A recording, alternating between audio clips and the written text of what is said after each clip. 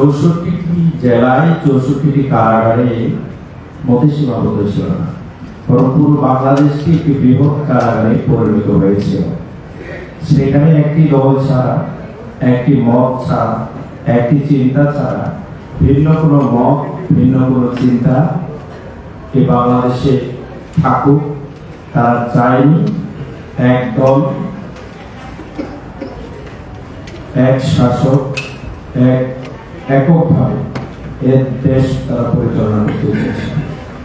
এবং দীর্ঘ প্রায় 15 বছরে মানুষের উপরে যে অমানবিক জুলুম, নির্যাতন, নিষ্পেষণ, এটি এমন পর্যায়ে পৌঁছেছিল, শেখ হাসিনা কিন্তু সেনাবাহিনী, র্যাব, পুলিশ, বিজেপি, তার দলীয় বাহিনী 2048 স্বপ্ন দেখছে।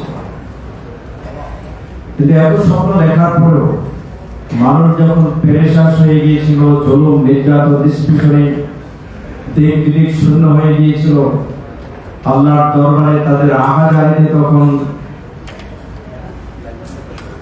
আল্লাহর আরশ পর্যন্ত কেঁপে উঠেছিল। একটি পর্যায়ে এমন হয়েছে যে এই নিরস্ত্র মজলুম মানুষগুলো যখন রাস্তায় নেমে গিয়েছিল, তার সমস্ত শক্তি, তার সমস্ত আয়োজন থাকা সত্ত্বেও সকল ব্যারিকেডকে ভেঙে দিয়ে এমন অবস্থা তৈরি হয়েছিল যে তার সমস্ত আয়োজনে বাংলাদেশে টিকে থাকতে চাওয়ার পরেও সে বাংলাদেশ থেকে পালিয়ে যেতে বাধ্য হয়েছে। এইসব কথা বলার উদ্দেশ্য হচ্ছে কি, যে ছাত্র বন্ধুরা সবাই পলিটিক্স করবে, ইটস নট নেসেসারি। কিন্তু আমরা বলছি যদি একটি নেশনকে বাঁচাতে হয় তাহলে আমাদের আগামী প্রজন্মকে বাঁচাতে হবে। সেই প্রজন্মের মধ্যে যদি দেশপ্রেম, এদেশের মানুষের চিন্তা, তাদের নতুন দৃষ্টিভঙ্গি, এগুলো যদি আমাদের মন মনের মধ্যে যদি গেঁথে না থাকে, তাহলে আমরা কোনটি ভালো, কোনটি মন্দ, কোনটি সত্য, কোনটি অসত্য আমরা যাচাই করতে পারবো না। শুধুমাত্র আমাদের যে প্রাতিষ্ঠানিক শিক্ষা, এই প্রাতিষ্ঠানিক শিক্ষা দিয়ে প্রকৃতপক্ষে আমরা নিজেদেরকে পরিবর্তন করতে পারবো না, আমাদের সমাজকে পরিবর্তন করা সম্ভব নয়। এটি প্রমাণ হচ্ছে বিগত 17 বছর শুধু নয়, এই বাংলাদেশ স্বাধীন হওয়ার পর থেকে আমরা 54 বছর করতে পারি। যারা এই দেশ পরিচালনা করেছিলেন এদের মধ্যে অনেকে ব্যারিস্টার ছিলেন, ডাক্তার ছিলেন, ইঞ্জিনিয়ার ছিলেন, পরিকল্পনাবিদ ছিলেন, অনেক কিছু ছিলেন। তাদের প্রাতিষ্ঠানিক কিছু শিক্ষা ছিল, তাদের জাগতিক দলীয় কিছু শিক্ষা ছিল, কিন্তু এই প্রাতিষ্ঠানিক শিক্ষার সাথে সাথে তাদের নৈতিক শিক্ষা না থাকার কারণে, ধর্মীয় শিক্ষা, ধর্মীয় মূল্যবোধ না থাকার কারণে আমরা হয়তো বা একজন ছোট সরকারি কর্মকর্তার 100 কোটি টাকা দুর্নীতির কথা বলছি, কিন্তু যিনি কাস্টমস অফিসার, সবচেয়ে বড় হল চট্টগ্রাম বন্দর, যিনি প্রথম সারির পর্যায়ের কর্মকর্তা, তার কলমের কোথায় এমন দিন আছে প্রতিদিন 100 কোটি টাকা তিনি দুর্নীতি করেন। সেটা খালি চোখে দেখা যায়।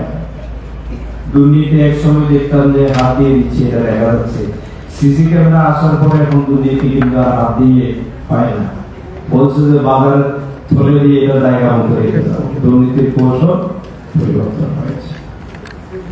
তাহলে এত শিক্ষিত আমাদের ভাষায় লোক থাকলেও প্রকৃতপক্ষে নৈতিক শিক্ষার সাথে সাথে না থাকার কারণে আমাদের এই দেশ জাতি কোনো ভাগ্যের পরিবর্তন হয়নি। আলটিমেটলি আমাদের এই দেশ তলাবিহীন খণ্ডে পরিণত হয়েছে। আমরা উপর দিয়ে ঢালছি, আমাদের ভ্যাট ট্যাক্স সবকিছু আমাদের মুসলিম জনগণ দিচ্ছে, কিন্তু আলটিমেটলি এটি যথেষ্ট মজবুতভাবে তার বাধক না থাকার কারণে আমাদের দেশ প্রতিনিয়ত বিশ্ব হয়ে যাচ্ছে। আমি একটি ঘটনা বলি। আমার একজন রিলেটিভ পল্টনে ব্যবসা করে, তার স্টাইলিস্ট ছিল, গত 2 বছর আগে কথা। সে বলছে যে ভাই আমি ইমানদারিত্বের সাথে অনেকে ট্যাক্স ফাঁকি দিই, আমি কোনো ট্যাক্স ফাঁকি না দিয়ে আমি যেটা করলাম, পুরো বছরের যেটা আমার 3.5 লক্ষ টাকা মতো আসে সেটা আমি জমা দিতে গেলাম, রিটার্ন জমা দিতে গেলাম। দেওয়ার পরে ওই দিন অফিসার ছিলেন না, আমাকে পরের দিন ফোন দিলেন যে মিয়া আসলেন, আমার সাথে দেখা করে গেলেন না, আপনি যা করছেন ঠিক করেন। তুমি বললেন হয়তো আমি কোনো ভুল করলাম কিনা। পরের দিন দেখা করতে গেলাম, দেখা করতে গিয়ে যাওয়ার পরে বলল যে আগামী বছর থেকে আমি যতদিন থাকি আপনাদের আর 3.5 লাখ টাকা দেওয়া লাগবে না, 2 লাখ টাকা দিবেন, 1.5 লাখ দিবেন আমার আর সরকারের 50,000 টাকা, বাকিটা আমি ব্যবস্থা করে দিচ্ছি। তাহলে এই দেশে যদি এইভাবে চলতে থাকে, এরপরে ছাত্ররা যখন কোটা আন্দোলন করেছে, দেখবেন যে হাজার হাজার চাবি, গাড়ির চাবি ছাত্রছাত্রীদের হাতে। এটা কারণ কি? কারণ হচ্ছে যে কারো লাইসেন্স নেই, কারো গাড়ির ফিটনেস নেই। এই বাংলাদেশটা কিসের উপর চলে? বলছে যে বাংলাদেশটা হাওয়ার উপর চলে।